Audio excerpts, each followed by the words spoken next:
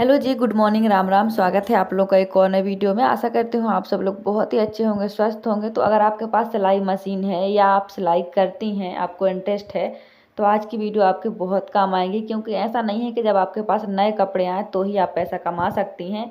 आप पुराने कपड़े अल्टर करके भी पैसा कमा सकती हैं। लेकिन बहुत सारी बहनों को ये पता ही नहीं होता है कि किस कपड़े के अल्टर करने के हमें कितने पैसे लेने चाहिए। तो आज मैं आपको वही बताऊंगी कि अगर आप इलास्टिक डालेंगी तो आपको कितना पैसा लेना चाहिए, अगर आप पूरा ऑल ओवर सूट अल्टर करती हैं तो कितना लेना चाहिए, अगर आप सिर्फ एक सिलाई लगाती हैं तो आपको कितना लेना चाहिए, वही सब बताऊंगी। क्योंकि मैं सब तरीके के काम करके पैसे कमाती हूँ। मतलब पुराने सूटों में भी अल्टर कर देती हूँ, नए सूटों में भी कर देती हूँ, और नई ड्रेस को भी कटिंग स्टिचिंग करके मैं रेडी करती हूँ। तो अगर आपके अंदर टैलेंट है, मशीन है, आप कहीं भी रहते हो, लेकिन अगर आप करना चाहते हो तो आप थोड़ी थोड़ी ही सही पर आप कमा सकते हो, अपनी ज़रूरतें पूरी कर सकते हो। ज़रूरी नहीं है कि जब आप 10-20 हज़ार का महीना कमाओ तो ही आपकी ज़रूरतें पूरी हो सकती हैं। आप थोड़ा थोड़ा कमा के भी अपनी ज़रूरतें पूरी कर सकते हो। तो वही सब मैं आपके साथ शेयर करूँगी कि कितना लेना चाहिए, क्या करना चाहिए। तो फ्रेंड, मेरे ना ये बाल बहुत ज़्यादा सफ़ेद हो रहे हैं। ये 6 महीने के अंदर अंदर मेरे देखो इतने ज़्यादा बाल सफ़ेद हो गए हैं। वैसे तो 1 साल से लगातार बाल सफ़ेद हो रहे हैं, लेकिन पता नहीं क्यों बहुत ही ज़्यादा वाइट दिखने लगे हैं। आप बिल्कुल सामने सामने पूरे बाल हो गए सफ़ेद। तो फ्रेंड, ये थी कल की वीडियो, और बहुत सफाई की थी मैंने, मतलब मैं आपको बता नहीं सकती। हस्बैंड मेरे 2 बजे आए थे लंच के लिए, तब मैंने उनके साथ ही खाना खाया था सुबह का। मतलब मैंने दोपहर का खाना भी नहीं बनाया था। इतना देखो, अकेले के लिए ना, चाहे आपका परिवार 2 बच्चों का हो या 4 बच्चों का हो, चाहे आप किराए पे रहते हो, चाहे आप आपका अपना घर हो, कितना काम होता है। ये आप जैसी सारी बहनें जो घर संभालती होंगी, मेरे जैसी जो भी बहनें हैं, वो समझती होंगी बहुत काम होता है। सच बताऊँ ना, अगर सिलाई ना करो या यूट्यूब का ना करो तो भी दिन भर टाइम नहीं मिलता है अपने लिए। और अगर देखो सिलाई भी करती हूँ तो सिलाई भी हो जाती है, यूट्यूब भी हो जाता है। तो हम अपने आप को जैसे जैसे काम देते जाएं, हमारा शरीर और हमारा जो दिमाग है, जो हमारा काम है, वैसे वैसे मैनेज होते जाता है। हमसे सब कुछ वैसे वैसे हैंडल होते जाता है। तो जब मेरे पास सिलाई होती है तो सिलाई भी हो जाती है, यूट्यूब भी हो जाता है, घर के काम भी हो जाते हैं। और घर में कितने काम होते हैं ये तो देखो सभी लेडीज़ें जानती हैं। और मेरे घर में तो देखो कोई भी नहीं है, ना मुझसे छोटा ना मुझसे बड़ा, कि मेरी हेल्प करे। अगर मेरी प्लेट की रोटी भी कम पड़ जाए तो मुझे उठ के लेनी पड़ती है। इसका मतलब कि मेरे पास जीरो मदद है, चाहे कोई भी हो। अब बच्चे तो बच्चे हैं, अगर घर में होते हैं तो पानी मिल भी जाता है, अगर नहीं हुए तो सारे काम करके मेरा हमेशा यही रहता है। मैं खाना तब खाती हूँ जब मेरे पूरे ऑल ओवर काम हो जाते हैं। क्योंकि खाना खाने के बाद, नाश्ता करने के बाद आलस आने लगता है। क्योंकि एक तो शरीर थक जाता है, और फिर खाना पीना खा लो तो ये लगता है कि बस थोड़ी देर के बाद करेंगे, थोड़ी देर के बाद करेंगे। और इसी वजह से मैं खाना बिल्कुल आखिरी में खाती हूँ कि ये भी काम कर लूँ, वो भी काम कर लूँ, फिर खाऊंगी। ताकि फिर मैं थोड़ा सा, मतलब मोबाइल भी देख पाऊँ, कमेंट का रिप्लाई भी कर पाऊँ, थोड़ी आराम भी कर पाऊँ। तो ना तो दिमाग खाली रहता है, ना शरीर खाली रहता है। तो इसी कारण से थोड़ी सी तबीयत भी मेरी डाउन है। तो आजकल थोड़ा रुक रुक के वीडियो आ रहे हैं, लेकिन घर में काम बहुत होते हैं। देखिए, काम हम बीमार चाहे जितने ही हो लें, काम कभी कम नहीं होते हैं। हाँ, कोई काम आगे पीछे ज़रूर हो जाता है, लेकिन आजकल तो और भी काम बढ़ गया है मेरा। तो आज मेरा व्रत है, आज मतलब पहला दिन है नवरात्रि का। तो कल मैंने इतनी सफाई की थी, मैं सुबह सुबह से शुरू हुई थी, दोपहर तक की थी। मतलब मुझे लग रहा था कि जितना हो सके आज ही हो जाए, कल के लिए कोई काम ना बचे। क्योंकि आजकल मैं एक दिन छोड़ के एक दिन वीडियो डाल रही हूँ। तो एक दिन मैंने पूरी सफाइयाँ की, दूसरे दिन मैंने वीडियो का काम किया। तो बच्चे स्कूल चले गए हैं, घर एकदम खाली है, सुमसाम बिल्कुल, मतलब शांति है आज। बिल्कुल भी नहीं चिल्लाना पड़ रहा है। तो आदत सी हो गई थी बिल्कुल बच्चों को वो करने की, सामने रहते हैं तो उन्हें चिल्लाने में उलझी रहती हूँ। आज बिल्कुल शांति है। और फ्री तो मतलब 1 मिनट के लिए भी नहीं होती हूँ, लेकिन फिर भी वीडियो नहीं डालती हूँ तो एक अजीब सी टेंशन भी रहती है कि मेरी वीडियो नहीं गई है, उलझन सी रहती है। तो देखिए, ऐसा नहीं है कि शरीर को आप आराम दोगे तो आपको आराम मिल जाएगा, ऐसा बिल्कुल नहीं है। हम कितने भी बीमार रह लें, अगर हमारा काम पड़ा है तो चाहे आप 1 घंटा लेट लो या 4 घंटे, आपको आराम नहीं मिलेगा, ना ही दिमाग को मिलेगा। तो मैं लेटने का काम तो कभी नहीं करती हूँ, चाहे कैसी भी हालत हो जाए मेरी। हाँ, जब कुछ भी शरीर बिल्कुल साथ देने के लिए तैयार नहीं होगा तो मैं अपने सारे काम करके फुर्सत होकर लेटती हूँ, ताकि टेंशन भी ना रहे। और यही बात मेरे हस्बैंड भी कहते हैं कि तुम कभी कभी छोड़ दिया करो, पोछा या झाड़ू या बर्तन या कपड़े कुछ भी छोड़ दिया करो। अगर लगता है कि तबीयत खराब है तो इतना मत खड़ी रहा करो, इतना ना किया करो।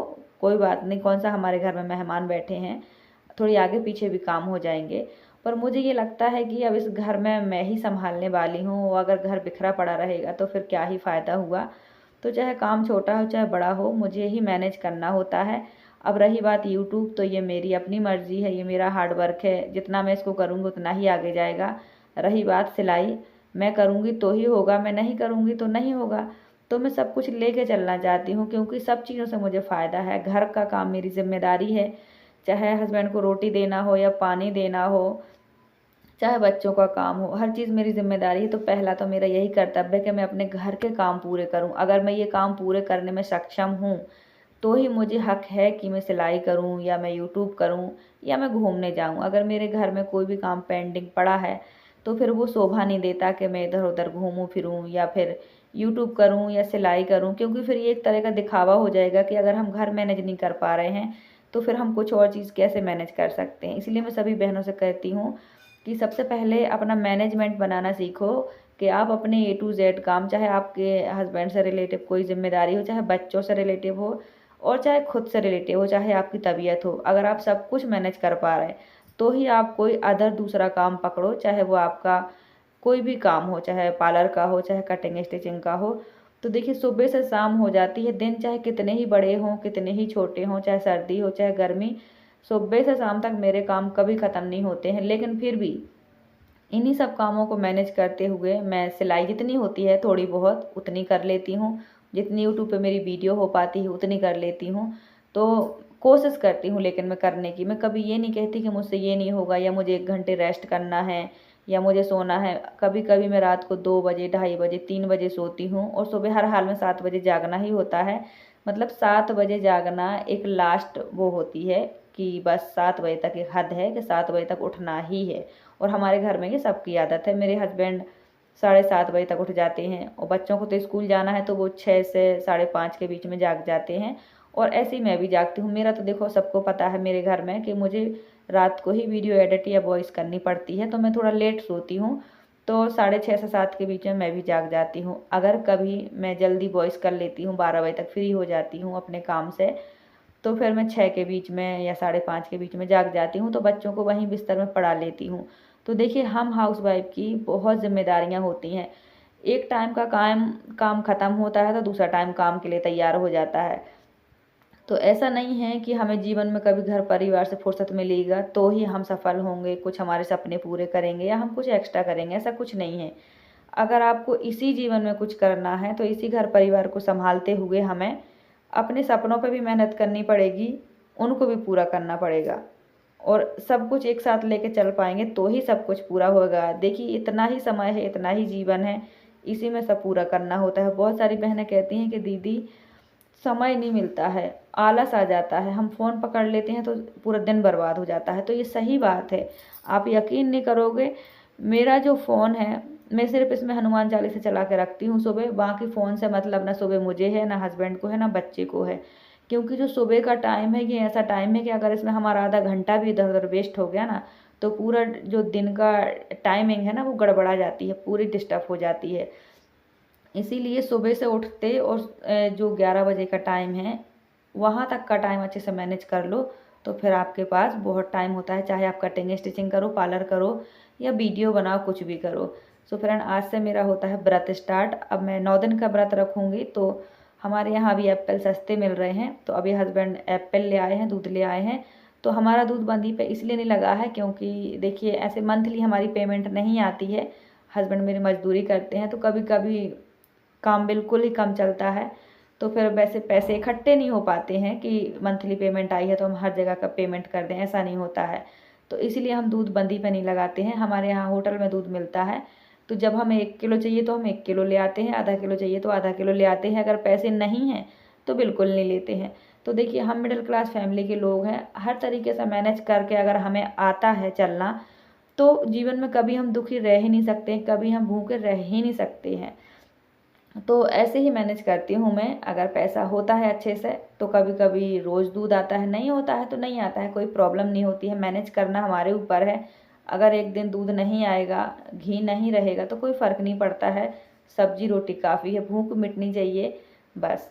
तो एप्पल कल तक तो 50 रुपये के 2.5 किलो 3 किलो थे, आज 2 किलो हो गए, क्योंकि आज नवरात्रि का पहला दिन है तो एकदम से मतलब रेट चेंज हो गया, क्योंकि सेलिंग बहुत ज़्यादा होती है एप्पल की बनाने की।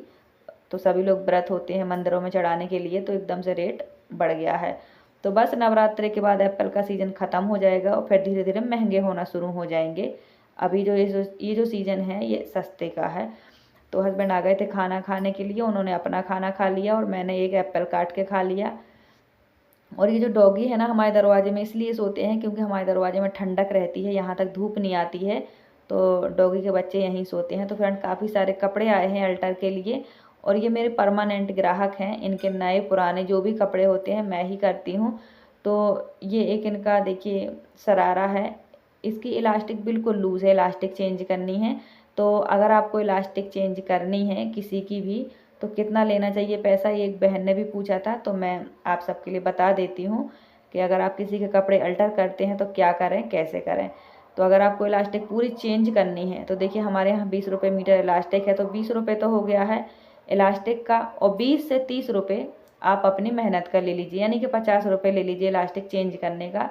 क्योंकि जब हम इसमें इलास्टिक चेंज करते हैं तो इलास्टिक खोलने में बहुत समय लग जाता है, मेहनत का काम है, तो मैं 50 रुपये ले लूँगी।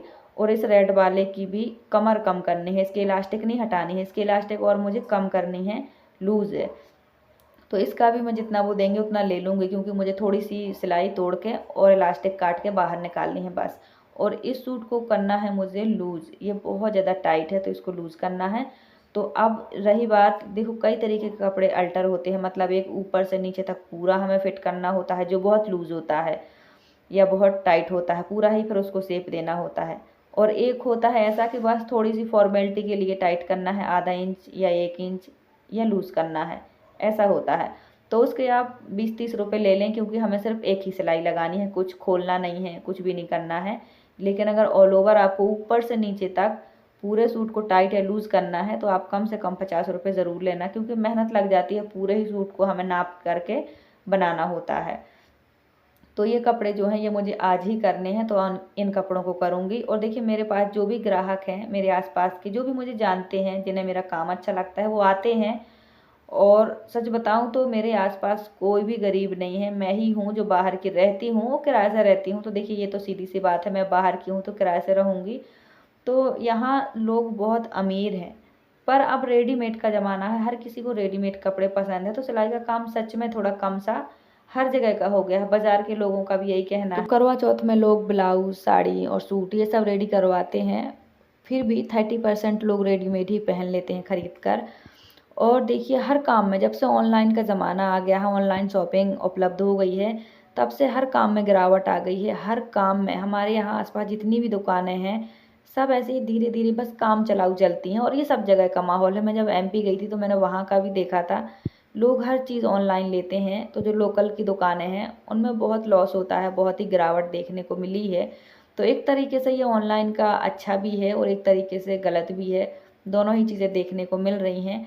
तो फ्रेंड अभी करनी है मुझे इसमें अल्टर। तो अल्टर अगर आपके पास मशीन है, आपके पास नए कपड़े नहीं आते हैं, तो सब देखिए जब हमें सिलाई की शुरुआत करनी होती है ना, बहुत सारी बहनों को पता नहीं है, तो अल्टर से ही शुरुआत करनी होती है। जब अल्टर से आप काम शुरू करते हो, धीरे धीरे पहचान बढ़ती है, तो फिर वही लोग आपके नए कपड़ों के भी परमानेंट ग्राहक बन जाते हैं। तो देखिए मैं सब तरीके के काम कर देती हूँ। देखिए एक अच्छा टेलर वही है जो अपने कस्टमर को खुश करे, उसका हर काम कर दे। एक तरह की ये हेल्प होती है, सिर्फ कमाने का ज़रिया नहीं है, एक तरीके से हेल्प भी होती है। अगर कोई आपके काम से खुश है तो आज नहीं तो कल वो आपके पास दोबारा ज़रूर आएगा। तो जो भी मेरी बहनें सिलाई से रिलेटिव काम करना चाहती हैं, क्योंकि देखिए मशीन तो सबके घर में होती है, और मशीन से कमाना बहुत आसान भी होता है, बहुत मुश्किल भी होता है। अगर आपको सही रास्ता पता नहीं है तो आपके लिए मुश्किल है, लेकिन मेरा माने तो आप अल्टर से शुरू करें, धीरे धीरे धीरे धीरे, यकीन मानो आपको 2 महीने से 4 महीने के बीच में रिजल्ट मिल जाएगा, आपका काम चलने लगेगा। तो देखिए मेरे हस्बैंड अभी यहाँ हंस रहे थे, हमारे घर में हम दोनों ही मिस्त्री हैं, मैं हो गई टेलर की मिस्त्री और वो हो गए घर बनाने के मिस्त्री। तो ऐसे ही अभी मजाक कर रहे थे, और पास में ही उनका काम चल रहा, तो यहीं से बच्चे देखते रहते हैं। बरसात में बहुत लॉस हुआ, बहुत कम ही काम चला है, जैसे तैसे करके हमारा समय कट गया है। तो क्या करें, देखिए अपने घर परिवार अपनी ज़िम्मेदारी होती है, किसी से एक बार मदद ले लो, 2 बार ले लो, इतना ही हो सकता है। तो इसी चक्कर में, इसी वजह से आज तक हमने कभी किसी से मदद नहीं ली, चाहे वो पैसों की हो, चाहे किसी चीज़ की हो। हमें ये लगता है कि हमारा घर परिवार, हमारी परेशानी, हमारी दुःख तकलीफ़, ज़िम्मेदारी हमारी जो भी है, हमारा जीवन हमारी ज़िम्मेदारी है, किसी के सामने हाथ फैलाने से क्या ही फ़ायदा है, एक एहसान और चढ़ जाता है। बस यही सोच के हम कभी किसी से मदद नहीं लेते। हमारे घर में पैसा हो ना हो, हम बीमार हों, हमारी कंडीशन चाहे जैसी हो, मेरे 2 बच्चे हो गए, आज तक कभी किसी से मैंने 1 रुपए की मदद नहीं ली है। और इसलिए कि सच बताऊँ, अब वो ज़माना भी नहीं है कि आप किसी से लो या आप किसी को दो। अब ऐसा कुछ नहीं रह गया है पहले जैसा। तो इसीलिए मैं अपने सारे सुख-दुःख, अपना जीवन जो है अपने पर निर्भर रखती हूँ और अपने पर ही निर्भर रहती हूँ। तो फ्रेंड, ये कपड़े भी हमारे अल्टर हो गए हैं। सो बहुत सारी बहनें कहती हैं कि दीदी सिलाई मशीन तो है, काम नहीं चल रहा है। तो देखिए, मैंने अल्टर से शुरुआत किया था और आज मेरा चलने लगा है। अभी श्राद्ध में मेरा काम नहीं चल रहा था, लेकिन श्राद्ध खत्म होते ही काम आने लगा है। तो जितने लोग मुझे जानते हैं, जितना मेरा काम चलता है, जितना मैं कर सकती हूँ उतना काम मेरे पास आता है। तो अगर आपको करना है तो अल्टर से करिएगा। तो आज की वीडियो कैसी लगी कमेंट करके ज़रूर बताइएगा। वीडियो अच्छी लगी हो लाइक सब्सक्राइब करिएगा। Thanks for watching. Bye bye.